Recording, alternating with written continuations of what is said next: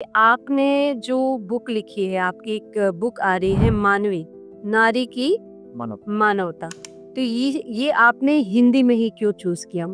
कहानियों को या किसी भी रचना कलाकृति को कितना ऊपर ले जा सकता है, इसका एक मापदंड ये है कि वो अपने रचनाओं में दर्शन को कितना दिखा पा रहा है।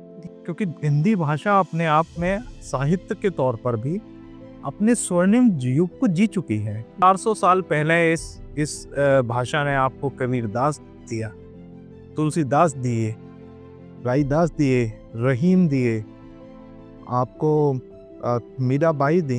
कि मानवी कोई आपकी लाइफ में है या आपकी परिकल्पना है? नहीं, मानवी एक लड़की है और ये मेरी मुंह बोली बहन है। हाँ, और ये मेरी वो बहन है जो मेरे लिए इतना समर्पित रहती है कि शायद मेरी अपनी बहन होती वो नहीं होती। प्रीत से गीत का धागा पिरोते हैं, मित्र वो हैं जो दो तन एक विचार होते हैं। वाह, क्या बात। स्वागत है आपका C3 स्टूडियो में, कनेक्ट, कन्वे और कम्युनिकेट। आज हमारे स्टूडियो में पधारे हैं मिस्टर अंबिके भदौरिया जी, जो एक अपनी नई किताब लॉन्च करने के लिए और हिंदी का मकसद बताने के लिए, अपनी बुक की मीनिंग को बताने के लिए आए हैं कि उन्होंने क्यों इस बुक को लिखा है और क्या उनका मकसद है। तो आज हम जानेंगे मिस्टर अंबिके भदौरिया जी को। सबसे पहले आप अपने बारे में कुछ बताइए। जैसा नाम तो आपने बोली थी, अंबिके भदौरिया, और मैं मूलतः शुकाबाद पर रहने वाला हूँ। ये बहुत छोटा सा शहर है और बड़ा खूबसूरत है अपने आप में। जी। दारा शिकोह का शहर है, जो एक ऐसा मुगल बादशाह जिसको खुद साहित्य से बड़ा प्रेम था। तो और जिला फिरोजाबाद में ये शहर पड़ता है और मैं कॉमर्स ग्रेजुएट हूँ और मैं अभी लॉ फाइनल ईयर में भी हूँ। लॉ फाइनल चल रहा है मेरा। मैंने पहले मैं कॉमर्स से ग्रेजुएशन करने के बाद एक CS फर्म ज्वाइन करी, विकास गुप्ता एंड कंपनी। उनके साथ मैंने काम किया जी। 2022 तक। 2022 में मैंने एक ट्रेडिंग कंपनी स्टार्ट करी, इनॉप इकोसिस्टम्स प्राइवेट लिमिटेड, अपने एक मित्र के साथ मिलकर। जी। उस कंपनी को हमने 1 साल तक चलाया, लेकिन फिर कुछ वजहों से, माता जी के स्वास्थ्य की वजह से और भी कुछ पर्सनल वजहों से, वो कंपनी को हमें बंद करना पड़ा। तो 2023 में फिर से मैं लॉ के तरफ मुड़ा कि मैं लॉ में एडमिशन लिया। आगरा यूनिवर्सिटी से मैं लॉ कर रहा हूँ। लेकिन बात वही थी कि बचपन से कुछ मन में था, लिखा जाए, कुछ करा जाए, साहित्य से प्रेम था। और निराला जी बड़ा सुंदर लगते थे शुरू से। बहुत बड़ी बात है। और एक लॉ स्टूडेंट होके हिंदी साहित्य में इतना इंटरेस्ट रखना बहुत बड़ी बात है, क्योंकि लॉ के स्टूडेंट एक अलग ही फॉर्म में चलते हैं। हाँ, हाँ। ओके। तो निराला जी भी पसंद थे। फिर कुमार विश्वास साहब ने तो खैर करोड़ों भारतीयों की तरह मेरे भी दिल को जीत, कला को जगा दिया। हाँ, कला को जगाया। पहले उन्होंने मेरे दिल को इतना अपना बना लिया कि उनको सुने बिना, उनकी कहीं कहीं गाड़ी में जा रहे हैं तो उनको सुन रहे हैं, फोन पे अगर ब्लूटूथ कनेक्ट है तो फिर हमें कुमार विश्वास साहब को तो नहीं सुनना है। उनकी मतलब कविताएं उनको सब में सुनना है तो दिल को टच कर गई। जी। तो उनको सुनते रहे और फिर उनकी वो कविता कि कोई दीवाना कहता है, कोई पागल समझता है, वो तो एक रिवॉल्यूशन है। इस राष्ट्र में फिर भी सबको अच्छा लगता है। इस राष्ट्र में अगर इश्क एक रिवॉल्यूशन बन सकता है तो विश्वास साहब की उस कविता से ही बन सकता है। और आजकल तो आध्यात्म पे भी हाँ, फिर वो अब इश्क करके अगला आदमी को चरण मिलता है कि वो भी ईश्वर से भी इश्क करने ही लगता है। जी जी। तो वो आध्यात्म की ओर आगे बढ़ने लगता है। जी। तो तो अंबिके जी, यहाँ बताइए कि आपने जो बुक लिखी है, आपकी एक बुक आ रही है मानवी, नारी की मानव मानवता। तो ये आपने हिंदी में ही क्यों चूज किया? मतलब इंग्लिश में भी लिख सकते थे, as for the demand of society. हाँ, बिल्कुल बिल्कुल लिखा जा सकता था, लेकिन क्या है, देखिए, मेरा ये मानना है और ये मेरा दृढ़ विश्वास है कि एक काव्य और काव्य का रचना करने वाला व्यक्ति, उसका जो सबसे उच्चतम मापदंड है उसको नापने का, कि वो अपनी काव्य रचनाओं को या कहानियों को या किसी भी रचना कलाकृति को कितना ऊपर ले जा सकता है, इसका एक मापदंड ये है कि वो अपने रचनाओं में दर्शन को कितना दिखा पा रहा है, दिखा पाए। क्योंकि दर्शन जीवन का वो आयाम है जो उसको पर ब्रह्म तक जोड़ता है। जोड़ता है। अच्छा। अब वो दर्शन को दिखा पा रहा। अब मैं अ, भारतीय सनातन धर्म के दर्शन पर पूर्ण विश्वास करता हूँ। मेरा अपना जो एक आप कहें कि इनर फ्लो है वो भारतीय सनातन धर्म की तरफ है। तो होना भी चाहिए हाँ। एज़ अ भारतीयता हाँ, हमारे अंदर वो हिंदी की का प्रवाह होते रहना चाहिए। जी। और तो मुझे ये लगा कि हिंदी भाषा, क्योंकि हिंदी भाषा अपने आप में साहित्य के तौर पर भी अपने स्वर्णिम युग को जी चुकी है। जी चुके हैं और आज भी पूरी दुनिया को समेटे हुए। आज से 400 साल पहले इस भाषा ने आपको कबीरदास दिया, तुलसीदास दिए, राईदास दिए, रहीम दिए, आपको मीराबाई दी। फिर आप नवीन युग में आ जाएँ तो मुंशी प्रेमचंद दिए, निराला जी दिए, महादेवी वर्मा दी, गोपाल दास नीरज दिए। तो ये अपने समाज को भी इसने समेटा है और दर्शन को इतना भव्य तौर पर दिखाया है हिंदी ने, जिसकी जिसकी तुलना मुझे लगता है कि भारतीय सनातन धर्म के दर्शन को दर्शाने की सामर्थ्य हिंदी माँ हिंदी के अलावा और ये किसी भाषा में नहीं लगती। नहीं है। जय हिंदी, जय हिंदुस्तानी। जय हिंदुस्तान। सो अंबिके जी, आपकी जो नई किताब आने वाली है हिंदी में, उसका नाम है मानवी, नारी की मानवता। इसका मीनिंग थोड़ा-सा हम जानना चाहेंगे। देखिए, मानवीय शब्द जो है वो मानव शब्द का अर्थ तो हम सब समझ ही रहे हैं। जी, मानवीय जो है वो उसका मानव शब्द का नारीवाचक है। जी।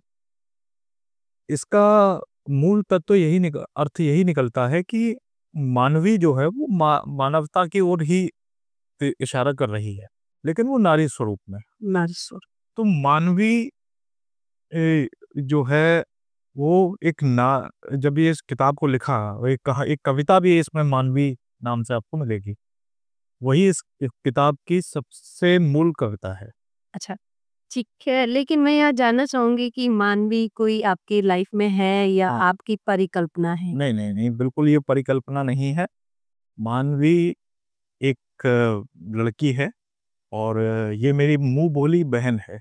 ओह! हाँ, और ये मेरी वो बहन है जो अ, मेरे लिए इतना समर्पित रहती है कि शायद मेरी अपनी बहन होती वो नहीं होती। बहुत बड़ी बात है कि एक बहन जिसको माना है आपने, मुँह बोली बहन को आपने इतना सम्मान दिया कि किताब लिख डाली पूरी। हाँ, वो बहुत इंटरेस्टिंग होगी वो बहुत इंटरेस्टिंग है। वो खुद एक इंग्लिश में स्टोरीज़ वगैरह भी लिखती है और वो सीए फाइनल में है। पढ़ने में भी एक अच्छी स्कॉलर रही है, जॉब करती है, इंडिपेंडेंट लड़की है। आपको जो कविता मिलेगी वो उसकी कहानी है। कहानी है। आप उस कविता से उसके जीवन कहानी को समझ सकते हैं कि कैसे वो अपने परिवार पे भी ध्यान देती है, कैसे वो अपनी शिक्षा पे भी ध्यान देती है, अपने आप को रोज़गार भी दे रही है और परिवार को समर्थवान भी बना रही है। बहुत अच्छी बात है और मैं जानना चाहूँगी कि ये जो आपकी जब बुक आएगी, जो किताब आएगी, तो मैं चाहूँगी कि आप वो एक किताब हमें भी दें ताकि बिल्कुल, हम बिल्कुल। जानें कि मानवी कौन है और क्या उनकी लाइफ का संघर्ष है। आपने अपनी बुक में सच्चे मित्र का ज़िक्र किया है, यानी इस सच्चे मित्र का यहाँ पे आपका मतलब क्या है?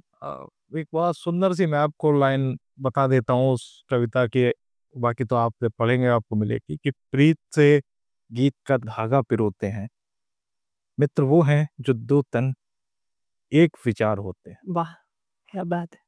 अब मेरा मानना ये है कि मित्रता जो है वो एक ऐसा रिश्ता तो आप सब समझ ही रहे हैं जो आप खुद चुनते हैं। तो जब आप उस रिश्ते को चुनते हैं, तो आजकल इंग्लिश में बड़ा फेमस ट्रेंड है, जेन ज़ीज़ के बीच में बड़ा फेमस है कि वाइब मैच होनी चाहिए। Vibes okay. तो वाइब्स मैच होनी चाहिए। तो वाइब्स मैच होने का तो कांसेप्ट अब आया है। मित्रता की जो पराकाष्ठा है वो कभी भगवान श्री कृष्ण की सुदामा जी से भी वाइब मैच होगी थी। एक्चुअल मित्रता वो तो वही थी, वही जो गरीबी है मेरी ऊँच-नीच की रेखा को पार करके हाँ, 2 तन थे वो, पर उनका विचार एक था। एक था। वो विचार था प्रगाढ़ प्रेम। और आज की लैंग्वेज में? वाइफ्स मैच होनी चाहिए। ओके, तो ये आपकी सच्चे मित्र की परिभाषा है। इसमें आपने नारी सृजन और सम्मान के बारे में भी कुछ बताया है, हाँ, जो मुझे बहुत अच्छा लगा। मैंने जब पढ़ा तो बुक मेरे हाथ में नहीं है, लेकिन मैंने पढ़ लिया है जो आपने मुझे पीडीएफ भेजा था। तो मैं जानना चाहूंगी कि नारी सृजन और सम्मान का यहाँ पे आपका मीनिंग क्या है? देखिए नारी का अर्थ तो स्वयं परमपिता ब्रह्मा नहीं लगा सकते, तो हमारी तो सामर्थ्य क्या है? ये किसी भी कलाकृति, सबसे बड़े कलाकार तो विश्व के वही हैं, पूरे ब्रह्मांड को उन्होंने रचा है। तो नारी इतना बड़ा तत्व है कि रचने के बाद वे ना समझ पाए कि ये क्या तत्व है। क्या बना दिया मैंने? फिर भी 4 पंक्तियों से मैं आपको समझाता हूँ कि नारी के बारे में आप ये समझिएगा कि किस दर्शन की तरफ इशारा मैंने किया है। मैंने लिखा है कि प्रतिभा की प्रतिमूर्ति हो तुम, जीवन की स्फूर्ति हो तुम, राम जी की रची कलाकृति हो तुम, भारत की श्रेष्ठ कीर्ति हो तुम। वाह, भगवान की जो सबसे उत्तम कलाकृति आज तक है वो नारी है। वो नारी है। इतनी सुंदर कलाकृति आज हम देख रहे हैं कि वो विश्व में, पूरे विश्व में अलग अलग आयामों पे काम कर रही हैं, अलग अलग जगह जा रही हैं और अपने घर के बाहर के सारे दायित्वों को बहुत सुंदरता से निभा रही हैं। हम ये भी देखते थे कि वो घर के अंदर तक जब थी तब भी वो अपने दायित्व निभा रही थी। असल में नारी इतनी सेल्फ डिसिप्लिन्ड है शुरू से, उसको ईश्वर ने रचा इस तरीके से है कि वो जहां भी होगी वहां सृजनात्मक कार्य करेगी करेगी। इसलिए इसमें नारी का सृजन और नारी द्वारा सृजन दोनों चीजें आपको इस कविता में मिलेगी। जो नारी अपने आप में पूरा ब्रह्मांड है। अपने आप में पूरा ब्रह्मांड। आपकी तरह अगर हर इंसान की सोच हो जाए कि नारी के प्रति ऐसा सम्मान, तो मुझे लगता है दुनिया बदल जाएगी और फिर से हम सतयुग में चले जाएंगे। सही कहा ना? बिल्कुल, नारी के बिना तो आप परिकल्पना कर ही नहीं कर सकते कि आपका कोई। सबसे पहले बहुत बहुत धन्यवाद कि आपने नारी के सम्मान में इतना कुछ लिखा है। बहुत अच्छा लगा सुन के। और मैं चाहूंगी जब ये बुक आए, जब ये किताब लॉन्च हो, तो हर उस नारी को मैं बोलना चाहूंगी कि आप अंबिके भदौरिया जी की ये किताब जरूर पढ़ें। आपने एक जगह लिखा है कि चकोर सी तुम। अब मैं जानना चाहती हूँ कि आपकी जिंदगी में कोई चकोर है जिसकी आपने तारीफ की है या परिकल्पना? बिल्कुल नहीं नहीं बिल्कुल, इसमें ज्यादातर आपको कविताएं जो मिलेंगी वो ऐसी कविताएं हैं जो भाव आया है, कोई एक घटना हुई है, वो भाव बन के मेरे मन में आई है, उसको मैंने कलम के माध्यम से इस किताब तक पहुंचाया है। अब चकोर से तुम एक इतनी सुंदर परिकल्पना है। अब जो भी इस कविता के बारे में बताना। हाँ मैं आपको बताऊंगा। एक एक इतनी सुंदर परिकल्पना है कि जब पूनम की चांदनी होती है तो आप देखते हैं कि 4-5 तारे उस चंद्रमा के चारों तरफ होते हैं और आपको उस समय लगता है कि बड़ा सुंदर सी हवा हवा चल रही है, एक आवाज आ रही है। तो तब जो एक प्रेमी का अपनी प्रेमिका के प्रति भाव है वो इस कविता में आपको मिलेगा और मुझे लगता है कई प्रेमी बंधुओं की कविता काम भी आएगी जहां जहां वो प्रयोग कर। उनके ही मन में भाव आ रहे हैं, तो मतलब मैं आपको बताता हूँ। मैं चाहूंगी कि ये कविता हर इंसान और बीवी को सुनाए। बिल्कुल सुना है। तुमको जितनी बार सोचूं उतना ही एक चकोर चंद्र लगो तुम, झुमके जैसी आवाज की गूंज, स्वर्ण जड़ा कमर बंद लगो तुम। क्या बात! अब हम अच्छा मैंने लिखते समय ये भी ध्यान दिया है कि आपके सारे सेंसेस को मैं कवर कर लूं। मैंने आवाज भी कवर कर ली कानों की, मैंने दिमाग भी कवर कर लिया सोचने के लिए, मैंने आंखें भी कवर कर ली कि आप मुझे एक देख चकोर चंद्र लग रही हैं, आपके दृश्य को भी कवर कर लिया और फिर मैंने मेटल भी कवर कर लिया कि स्वर्ण जरा जरा कमर बंद की जो तारीफ होती है गहनों में वो किसी और चीज की नहीं होती। नहीं, कमरबंद बड़ा सुंदर सा होता है। एक सुंदर से कमर पे अगर स्वर्ण का कमरबंद हो तो उससे सुंदर क्या होता है। ये जो लोग सुंदरता की कलाकृति बनाते हैं वो कमरबंद जरूर बनाते हैं। क्या बात है! आपकी कविताओं में गहराई है अंबिके जी, और मुझे बहुत अच्छा लग रहा है सुन। धन्यवाद। ये चकोर सी तुम मुझे अभी तक का सबसे बढ़िया लगा। ठीक है, आपने संसार को अच्छा बताया है। वो संसार आपको आपकी नज़र में संसार अच्छा क्यों है? संसार तो है अच्छा, पर आपकी कविताएँ क्या कहती हैं उसके बारे में? बिल्कुल, ये कविता भी जो है ना, इस कविता में एक प्रेमी अपनी प्रेमिका को ये विश्वास दिला रहा है कि ये संसार तो बहुत अच्छा है। अब तुम्हारे होने से ये संसार कैसे अच्छा है कि तुम सिर्फ हाथ पकड़ो और फिर चल पड़े हम। सच में ये संसार अच्छा लगता है। जब तुम साथ, और इसमें आपको एक लाइन मिलेगी, तो सोचिए प्रेमी का जो समर्पण है अपनी प्रेमिका के लिए कितना गहरा है कि दिवालिया हो जाऊं, कभी ना छूटूं, ये व्यापार अच्छा लगता है। एक व्यापार जो दिवालिया हो जाए, जो कभी छूट ही नहीं सकता, वो सदा के लिए वो व्यापार जो उसके कर्जदार है उसका हो जाएगा।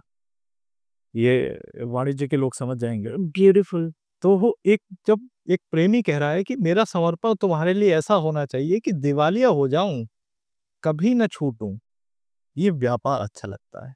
इसमें एक लाइन ऐसी है, मैंने बहुत साइंटिफिकली भी ऑब्जर्व करके लिखा है कि तुम वैसे पूरा तो पढ़ोगे नहीं खत मेरा, 2 लफ्जों में कह दूं, इसलिए तार अच्छा लगता है।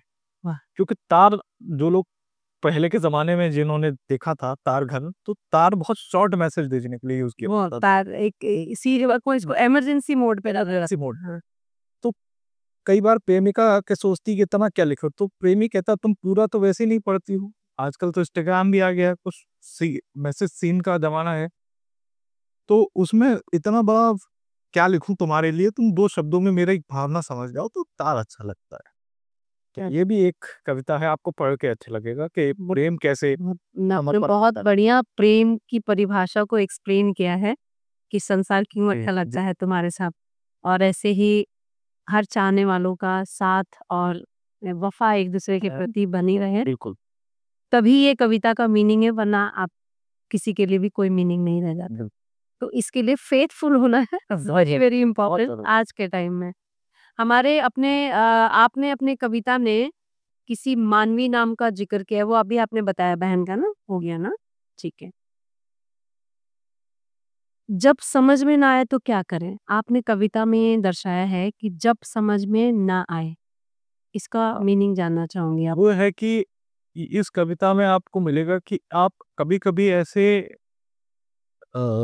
दोराहे पे खड़े होते हैं, जहाँ आपको लगता है कि मैं अ, प्रेम की तरफ बह रहा हूँ, बहे जा रहा हूँ, कहाँ जा रहा हूँ, समझ नहीं आया। मैं सत्य की अ, सत सत सच्चिदानंद की ओर बह रहा हूँ, बह ही जा रहा हूँ, कहाँ जा रहा हूँ, समझ नहीं आया। तो एक जो विप्लव आपके अंदर, जो एक अ, युद्ध आपके अंतर मन में चलता है, उस युद्ध को लेके ये कविता है।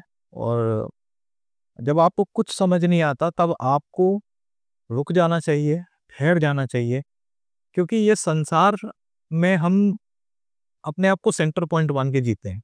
करेक्ट। जबकि हम इस संसार में कड़ी हैं, इतना बड़ा संसार हमारे लिए थोड़ी चल रहा है। Means world is stage.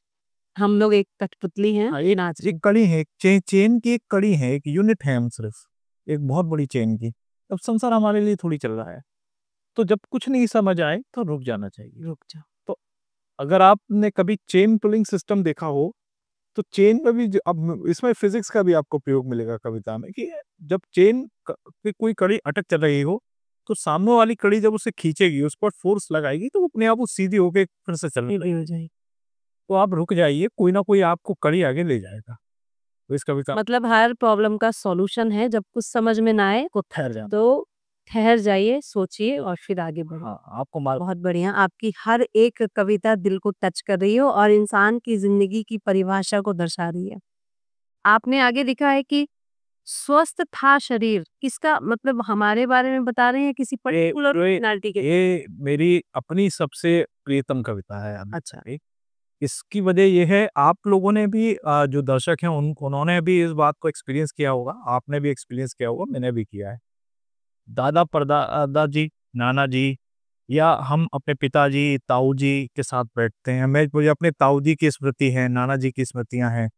तो वो कहते थे कि अरे हमारे ज़माने में हम सेर भर तेल पी जाया करते थे, कड़वा। करवाते। सरसों का तेल पी जाया करते थे।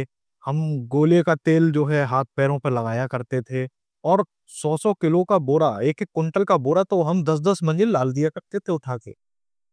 अब क्या है, अब चक्की का आटा आता था और शरीर में ताकत रहती थी। सुबह बेल ला करके इतने बड़े-बड़े, जो आज के बच्चे शायद अगर पी लें तो 10 दिन हॉस्पिटलाइज़ हो जाएँ, उनको तमाम बीमारियाँ घेर और लेंगी। वही तेल और घी आज की डेट में कोलेस्ट्रॉल के रूप में हाँ, मिलता है। हाँ। अरे! तो ये कविता ये दर्शाती है कि एक व्यक्ति जो असल में जब वो हमसे कह रहे होते हैं, वो सिर्फ़ हमसे हमें एक संदेश तो दे ही रहे होते हैं कि स्वास्थ्य पर ध्यान। अनुभव भी बता रहे हैं। हाँ, आप आपकी जीवन शैली कहाँ पहुँच रही है। वो साथ में अपनी व्यथा भी बता रहे होते हैं कि क्योंकि उन्होंने वो शुद्ध जीवन भी जिया है और अब वो मार्केट का भी जीवन जी रहे हैं। मतलब अभी करंट सिचुएशन देख रही कि हमारे बच्चे कितनी पीड़ा में हैं हाँ। और हमने कितनी नेचुरल लाइफ को जिया है। तो मैं 4 लाइनों में उनकी व्यथा को गाने का आपको प्रयास करता हूँ। एक समय था जब पी जाते थे सेर भर तेल भी, अब तो 2 कौर बढ़ाने की तबीयत कहाँ। अब आप किसी से कह दीजिए अरे 1 पूड़ी और खा ली, तो कह रहा भैया समझो ना, कोलेस्ट्रॉल की दिक्कत है, डायबिटीज हो जाएगा। फैटी लिवर बोल रखा है डॉक्टर ने, और मेरे को लंग्स का में ये इशू है, डॉक्टर ने सांस की अलग इनहेलर दे रखा है। तो एक पूरी बहाने में दिक्कत है, पास शेर भर ₹13 लाओ, अरे ले आओ पी जाएंगे, अरे लाओ मठा लाओ पी जाएंगे। क्योंकि वो उस हिसाब से मेहनत भी करते थे ना, हाँ। तो वो सब मेल्ट हो जाता था। फिर 10-10 मंजिल यूं चढ़ जाते थे जैसे 10 कदम पर हो, बोरा लेकर चले चले जा रहे हैं लोग। पे आज दिवाली का मौका है, पुताई घर की ज्यादातर लोग खुद ही कर लिया करते थे एक जमाने में। हाँ, आज हमको हल्की सी चीजें शिफ्ट करने के लिए भी 4 लोग ढूंढते हैं, पहले किसी को ढूंढे, ये भी क्या घड़ी सफाई कैसे करेंगे। अब तो थकी थकी सी तबीयत है, जैसे रहमो करम पर हो। अब हर व्यक्ति शाम को आता है तो ऐसा आता है कि जैसे ये अभी मरीज छूट के आया हो। तो हमारी जीवन शैली इतनी अस्वस्थ हो गई है, हम इतने आपाधापी में फंस गए हैं कि हम सही बात है। अपने सबसे मूल तत्व स्वस्थ शरीर पर ध्यान नहीं दे पाते। ध्यान नहीं देते। कविता मतलब हम सब कुछ करते हैं, सारी धन दौलत अलाम-फलाम पता नहीं हम सब चीज़ों के पीछे भागते हैं, लेकिन हेल्थ को भुला के। बिल्कुल। यहाँ मैं एक अपना एग्ज़ाम्पल देना चाहूँगी। अभी राकेश झुनझुनवाला सब जानते हैं कि हमारे शेयर मार्केट के बादशाह थे और लास्ट उनका स्टेटमेंट यही था कि मैंने ज़िंदगी में पैसा बहुत कमाया, करोड़ों अरबों रुपए कमाए, लेकिन एक चीज़ में इन्वेस्ट नहीं किया और वो है मेरा हेल्थ। जी। हेल्थ पे इन्वेस्ट ना करने की वजह से वो खुद के अरबों रुपए से खुद को नहीं बचा सकते। को नहीं बचा। तो important is health. Even life is very एक छोटा-सा उदाहरण और देना चाहूँगा जो मैंने दर्शन में सुना था, कि सिकंदर ने अपने अंत के दिनों में कहा कि मेरी तमाम जीती दौलत ले लो और जीवन का एक क्षण मुझे दे दो। वो एक क्षण तमाम संसार की दौलत के बराबर नहीं। नहीं था, नहीं। मिल ही नहीं और सबसे बड़ा उदाहरण अंबिके जी कोविड ने दिया है। कोविड ने दिया है। लाखों, करोड़ों, अरबों रुपए वाले लोगों की आज गाड़ियाँ गैराज में सड़ रही हैं, कोई पूछने वाला नहीं है। वो उस पैसे से अपनी एक सांस नहीं खरीद सांस नहीं खरीद एक सेकंड की सांस को वो खरीद नहीं रहे नहीं पाया। और उसी दौलत को कमाने के लिए पूरी जिंदगी गुजार दी। गुजारती। तो important life is very precious, उसको संभालिए। धन दौलत सब छूट जाना है।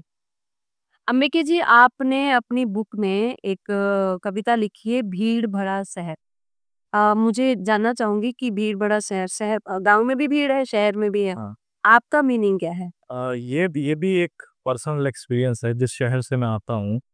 तो मुझे याद है जब हम स्कूल जाते थे, आज से 10 से 15 साल पहले, छोटे थे जब, क्लास 6, 7, 8 में, तब भी गाड़ियाँ थीं और चौराहे पर हम चलते थे थोड़ी देर में, लेकिन तब इक्का वगैरह भी चलते थे वहाँ पर, जो तांगे वगैरह रहते हैं।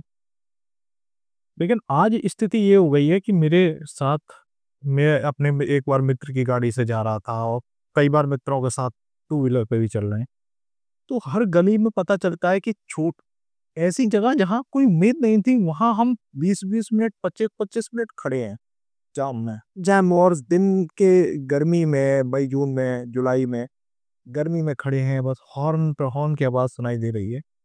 तो मुझे वो शहर देख के लगा कि ये शहर और ये गलियां, ये बाजार कुछ कह रहा है मुझे। मैं आपको 4 लाइनें सुनाता हूँ, फिर मैं आपको बताता हूँ कि इसके पीछे का उद्देश्य क्या जी। था। शहर कह रहा है कि गाड़ियां भर गईं 2025 में, हुँ, लेकिन सबसे मुख्य बाजार शतायु हो गया। 100 वर्ष का हो गया है। 100 वर्ष पुराना बाजार है हमारे शहर का, वो जी। ब्रिटिश एरा का बाजार है। सुग्रीव जैसी शंका को धरे है।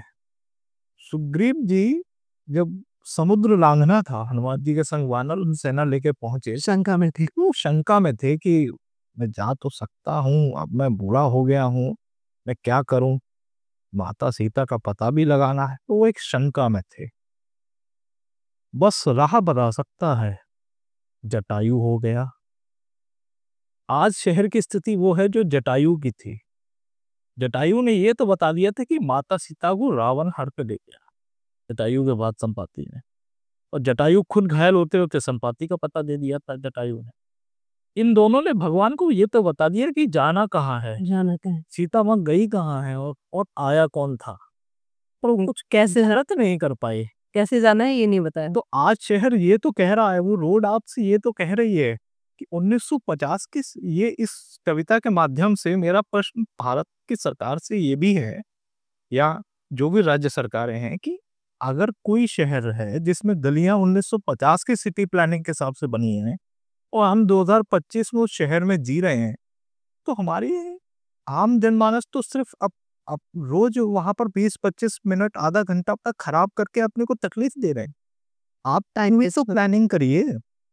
आप बड़ी से बड़ी प्लानिंग करते हैं, आप देश में बड़े बड़े रिसर्च के लिए प्लानिंग कर रहे हैं, एक छोटी सी गली को 2025 के लिए तो अपडेट कीजिए। सॉफ्टवेयर अपडेट भी मांगता है, एक फोन, एक कैमरा, एक लैपटॉप। तो ऑब्वियसली अपडेट मांगेंगी। तो क्यों हमारा जीवन रोज 20-20, 25-25 मिनट सिर्फ उनका हॉर्न को सुन रहा है, फिर हम पूरे दिन की उस फ्रस्ट्रेशन का एक कारण है ये भी एक कारण है मेंटल हेल्थ बिगड़ने का और लोगों के मतलब दिमागी संतुलन खराब होने का, गुस्सैल होने का।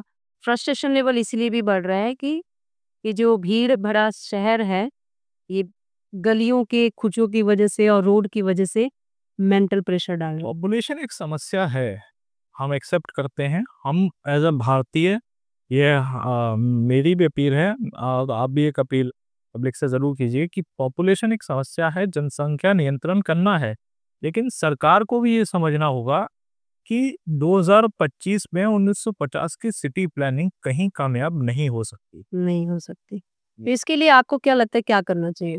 हमको सबसे पहले ये देखना चाहिए कि शहर में सर्वे हो सही समय पे, और अगर कहीं से पॉपुलेशन माइग्रेट करनी पड़ती है, कुछ नए शहर बनाए जाएं यहाँ पर, जो बहुत कंजेस्टेड एरियाज हैं, वहाँ से पॉपुलेशन, जैसे कॉरिडोर्स, आप धार्मिक स्थानों पर कॉरिडोर्स बना रहे हैं, तो हम छोटे शहरों में न्यू कॉरिडोर्स करनी क्रिएट कर। क्यों नहीं क्रिएट कर सको? तो गवर्नमेंट से ये हमारी अपील है, शुरुआत कहीं ना कहीं से तो होगी। सुनने वाले हमारे लिसनर्स, हमारे दर्शक जरूर ये अपील अपनी तरफ से भी सरकार को करें। इसमें आपकी ही लाइफ कंफर्टेबल होगी और आपके लिए ही अच्छा होगा, आपका टाइम बचेगा और आप जल्दी अपने डेस्टिनेशन पे पहुंच पाएंगे। राइट? जी यही मकसद है ना हमारा। जी बिल्कुल। अब मेरा एक सवाल और है आपसे, और ये मेरे ख्याल से आखिरी सवाल होगा। जी जी शायद लंबा खिंच सकता है कि मंच पर हम सब क्या हैं? आपने अपनी कविता में बताया है कि हम सब मंच पे। हाँ तो उसका मीनिंग मैं जानना चाहूंगी आप। बिल्कुल बिल्कुल। World world is a stage, एक शेक्सपियर का बहुत फेमस ड्रामा। हाँ हाँ हाँ, शेक्सपियर का है कि world is stage, world is stage. We are just कठपुतली की तरह हम नाच रहे हैं, we are part of that stage. ये एक ड्रामा तो बहुत फेमस इंग्लिश में है ही है, इंग्लिश के जो भी रीडर्स हैं वो इसको भली भांति जानते हैं। लेकिन अगर आप इसको, मैं आपको भारतीय दर्शन के हिसाब से दिखाता हूँ। ब्रह्म सत्य जगत मिथ्या, ये वेदांत का बहुत मूल तत्व है कि ब्रह्म सत्य है और जगत मिथ्या है। जगत मिथ्या है। मिथ्या का अर्थ हर बार झूठ नहीं होता। नहीं होता। मिथ्या का अर्थ वो सच्चाई भी होता है जो आप अपनी परिकल्पना से क्रिएट करते हैं। तो ये संसार, अगर आप इसमें श्रीमद् भगवद गीता का भी दर्शन देखेंगे, जी तो और वेदांत का दर्शन देखेंगे तो ये संसार उस पर ब्रह्म के अंदर चल रहा एक सपना है, ये उसकी ही कलाकृति है। और यहाँ पर मैं आपको वही बात दोबारा लेके आऊंगा जो मैंने एक आपको कि हम संसार में जो विप्लव है उसको समझने के लिए मैंने कही थी कि इतना बड़ा संसार में हम सिर्फ एक कड़ी हैं। कड़ी। अब यहाँ पर मैं कहूँ कि मंच पर हम सब, तो इसमें आपको एक लाइन बड़ी अच्छी कविता में मिलेगी, वो लाइन से आप पूरी कविता का सार समझ सकते हैं कि कभी हम सेवक होते हैं, कभी हुक्मदार होते हैं। इस संसार में हमारे कई किरदार होते हैं। वाह, क्या बात। हम इस संसार में अलग अलग किरदार निभा रहे हैं। जैसे आपका एक किरदार है, मेरा एक किरदार है, हम सबका एक किरदार है, जो हमारे दर्शक सुन रहे हैं उनका एक किरदार है।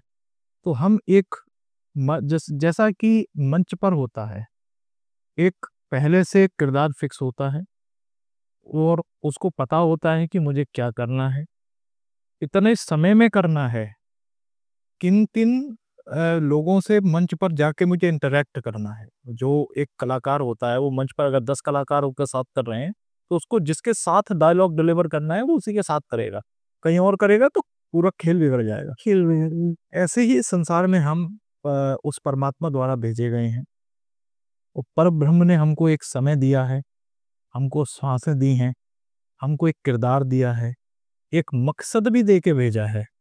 हम समय के साथ उस मकसद को जानते हैं धीरे धीरे, उसी की कृपा से कि हम किस मकसद के लिए आए हैं। हम जिन जिन लोगों से हमें मिलना होता है, जिन जिन के संग हमारी इस नाटक में डायलॉग डिलीवरी होनी होती है, उनसे मिल लेते हैं। वो कनेक्शन ऊपर से ही जुड़ के आ रहे हैं कि हमें किससे मिलना है, किससे कनेक्टिविटी रखनी है। आपसे हमारा मिलना था, शायद ये भी पिछले जन्म का, तो वो कनेक्शन ऊपर वाला जोड़। हमारा सनातन धर्म जो प्रारब्ध के बारे में दिशा देता है कि व्यक्ति अपने जीवन में अपने प्रारब्धों को लेके आता है, उसी प्रारब्ध से उसके भोग, उसके सुख दुख, जीवन मृत्यु तय होते हैं और वो अपना कार्यकला पूरा करके, अपना समय पूरा करके फिर से एक नई यात्रा की ओर चल देता है। और ये है मंच पर, हम सब मंच पर हैं, तो खुशी से बिना किसी द्वेष राग के अपने पार्ट को प्ले करिए, खुश रहिए और जीवन को सुंदर से सुंदर बनाने का प्रयास और जिंदगी के हर एक स्टेज पे एक बेहतरीन परफॉर्मेंस दीजिए और जीवन में खुशहाल रहिए। अच्छा, एक सवाल ये तो हो गई आपकी बुक के बारे में, जो हमने जाना, एक एक पंक्तियां, एक एक शब्द आपके हार्ट टचिंग है। और मैं चाहूंगी आपकी बुक जब लॉन्च हो तो सबसे पहला लिंक आप मुझे दें। धन्यवाद। अच्छा, अब मैं जानना चाहती हूँ, आपने जिक्र किया था कि आपने कहीं गुरुकुल आश्रम खोला हुआ है। हाँ। तो जानना चाहूंगी कि ये गुरुकुल आश्रम कहाँ पर है और आपने किस मकसद से खोला हुआ है।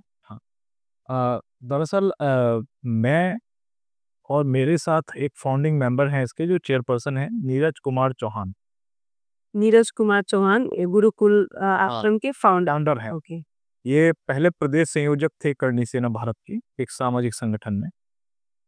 अब उन्होंने अपने सारे समस्त कार्यकलापों को छोड़ के, हमने और उन्होंने, मतलब राजनीति को छोड़ के वो गुरुकुल की तरफ, उनने और मैंने मिलके ये सोचा कि हमें अध्यात्म के लिए, अपने देवी माँ के लिए, क्योंकि वही नारी सृजन हमारे अंदर से, अगर वो देवी माँ की कृपा हम पर ना होती और देवी माँ का प्रेम हमको नहीं मिलता तो हम कभी नारी के लिए सोच ही नहीं पाते। लिखना तो बहुत दूर की बात है।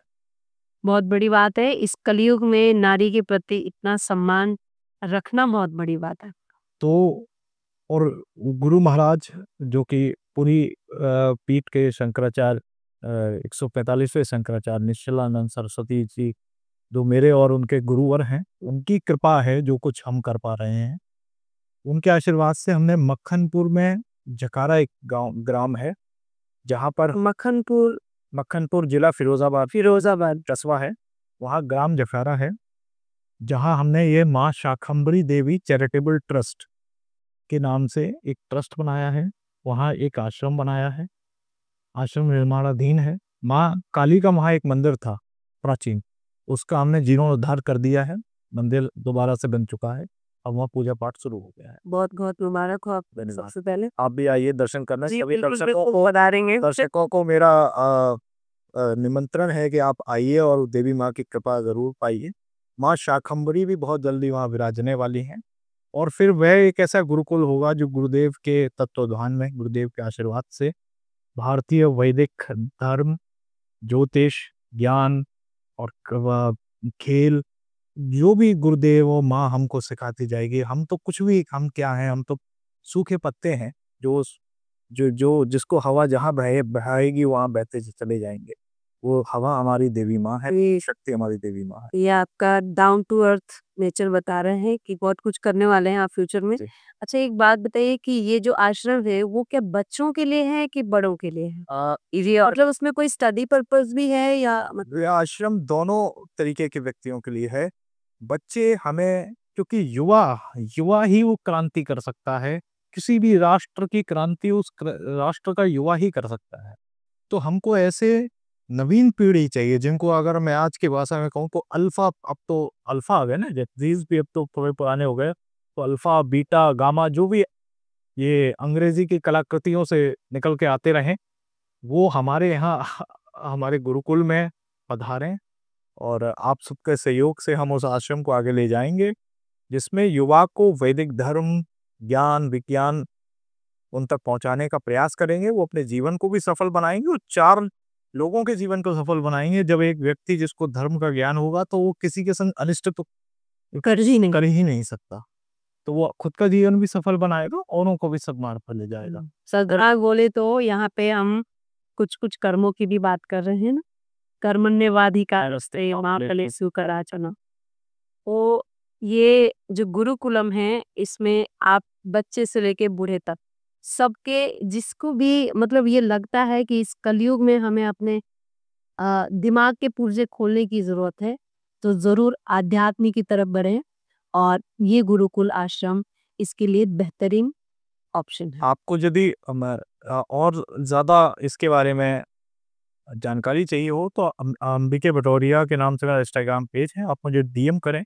मैं आपको सारा कागज, सब कुछ, आश्रम की लोकेशन, आपको जो कुछ भी चाहिए मैं आपको प्रोवाइड करा सकता हूँ। तो ये थे हमारे अंबिके भदौरिया जी, जिन्होंने अपनी लाइफ में बहुत कुछ किया है। एक लॉ के स्टूडेंट होते हुए भी ये इतनी अच्छी कविताओं का संग्रह लिखते हैं, इतने अच्छे हिंदी के रचयिता हैं और हिंदी को गहराई से जानते हैं। इसके अलावा इनका गुरुकुल आश्रम है फैजाबाद, फिरोजाबाद में, जो आध्यात्म को दर्शाता है। आध्यात्मिकता हमारे सनातन की तरफ बढ़ने का पहला कदम है और इनका मकसद है कि हम हिंदू, हम हिंदुस्तानी, हमारे अंदर सनातन धर्म का हम प्रचार करते रहें और हिंदी को प्राथमिकता दें। राइट, ये हमारी फर्स्ट प्रायोरिटी, क्योंकि हम अंग्रेजी तो बोलते हैं क्योंकि स्टेटस भी मेंटेन करना है, बट अपने कल्चर को हम नहीं भूल सकते, नहीं छोड़ सकते। तो जय हिंदी, जय हिंदुस्तानी। आप बहुत बहुत धन्यवाद अंबिके जी, आप हमारे पॉडकास्ट पे आए और मैं चाहूंगी कि अगला पार्ट आपके साथ दोबारा बहुत जल्दी हम आए। धन्यवाद, थैंक यू सो मच।